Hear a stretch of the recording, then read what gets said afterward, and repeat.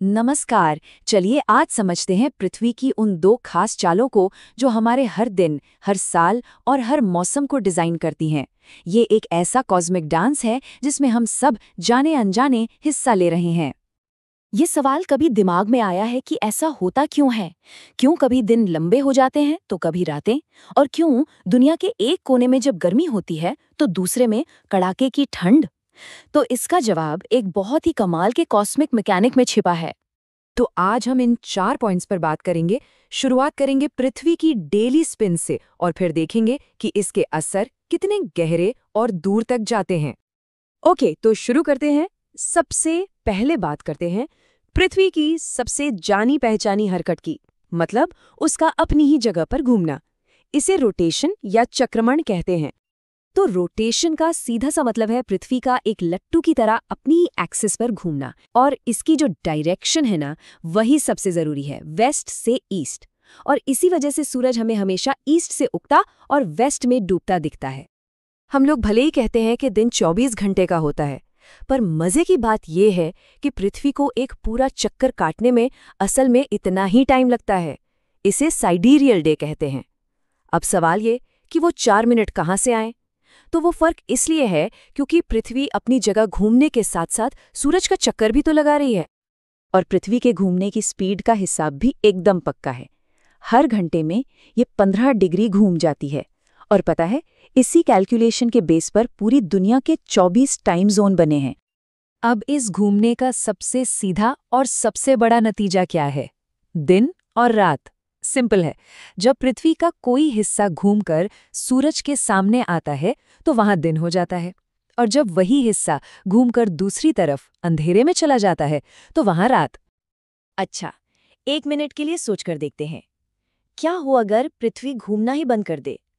हमारी दुनिया कैसी होगी फिर? जो होगा वो बहुत डरावना होगा। प्लैनेट का एक हिस्सा हमेशा के लिए सूरज के सामने रहेगा, मतलब झुलसा देने वाली गर्मी, और दूसरा हिस्सा हमेशा के लिए अंधेरे और जमा देने वाली ठंड में।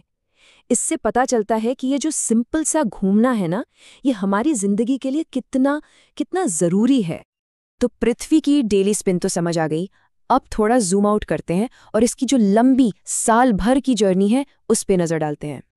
इन दो शब्दों में फर्क समझना बहुत जरूरी है। रोटेशन मतलब अपनी ही जगह पर घूमना, जिससे दिन और रात होते हैं, और रेवोल्यूशन मतलब सूरज के चारों तरफ चक्कर लगाना, जिससे पूरा साल बनता है। तो पृथ्वी का ये रास्ता एकदम गोल नहीं है, बल्कि थोड़ा अंडाकार यानी इलिप्टिकल है। एक चक्कर पूरा करने में इसे लगते हैं 365 दिन और करीब 6 घंटे। और यही वो 6 घंटे हैं जिन्हें मिलाकर हर 4 साल में एक लीप ईयर बन जाता है। और जानते हैं इसकी स्पीड कितनी है? लगभग 30 किलोमीटर 1 सेकंड में। सोचिए, एक राइफल की गोली से भी कई गुना ज्यादा तेज। और ये पॉइंट एक बहुत बड़े मिथ को तोड़ता है। ज्यादातर लोगों को लगता है कि गर्मी तब होती है जब पृथ्वी सूरज के पास होती है, लेकिन सच तो इसका ठीक उल्टा है। पृथ्वी जनवरी में सूरज के सबसे करीब होती है और जुलाई में सबसे दूर। तो मतलब साफ है, मौसम का सूरज से दूरी से कोई लेना देना नहीं है। तो फिर असली वजह है क्या? और यही एंट्री होती है कहानी के असली हीरो की। मौसम बदलने की असली वजह है पृथ्वी का अपनी एक्सिस पर झुका होना। ये है वो मैजिक नंबर, 23.5 डिग्री। पृथ्वी अपने ऑर्बिट में एकदम सीधी नहीं घूमती, बल्कि इतनी डिग्री झुकी हुई है। और बस यही छोटा सा झुकाव है जो पूरी दुनिया के मौसम में इतनी वैरायटी लाता है। अब समझते हैं कि ये काम कैसे करता है। जब नॉर्दर्न हेमिस्फीयर मतलब उत्तरी गोलार्ध अपने झुकाव की वजह से सूरज की तरफ होता है, तो सूरज की सीधी किरणें ट्रॉपिक ऑफ कैंसर पर पड़ती हैं। तब यहाँ होती हैं गर्मियाँ, जिसे समर सोल्स्टिस कहते हैं। फिर 6 महीने बाद जब यही हिस्सा सूरज से दूर झुक जाता है, तो सीधी किरणें ट्रॉपिक ऑफ कैप्रिकॉर्न पर पड़ती हैं और यहाँ आ जाती हैं सर्दियाँ, यानी विंटर सोल्स्टिस। तो इसका सीधा सा मतलब ये हुआ कि जब नॉर्दर्न हेमिस्फीयर में गर्मियाँ होती हैं तो सदर्न हेमिस्फीयर में सर्दियाँ, और जब साउथ में गर्मी तो नॉर्थ में सर्दी। ये सब बस उस 23.5 डिग्री के झुकाव का ही कमाल है। चलिए, अब कुछ और मजेदार क्या होता अगर वाले सवालों को देखते हैं। इससे ये पूरा कॉन्सेप्ट और भी क्लियर हो जाएगा। सोचिए, एक ऐसी दुनिया के बारे में जो अपनी एक्सिस पर बिना किसी झुकाव के एकदम सीधी घूम रही है। ये दुनिया बहुत ही अलग होती है ना। कोई मौसम ही नहीं होते, न गर्मी न सर्दी न बरसात, हर जगह पूरे साल एक जैसा मौसम। और पोल्स पर जो 6-6 महीने के दिन और रात होते हैं वो भी कभी नहीं होते। अच्छा, अब इसका उल्टा सोचते हैं। मान लीजिए अगर ये झुकाव 23.5 डिग्री से ज्यादा होता तो क्या होता? तो ये ऐसा होता जैसे किसी ने मौसम का वॉल्यूम फुल कर दिया हो।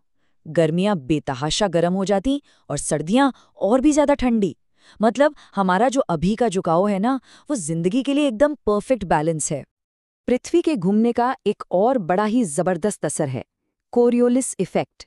ये एक तरह की अनदेखी ताकत है जो हवा और समुद्र के पानी को मोड़ देती है।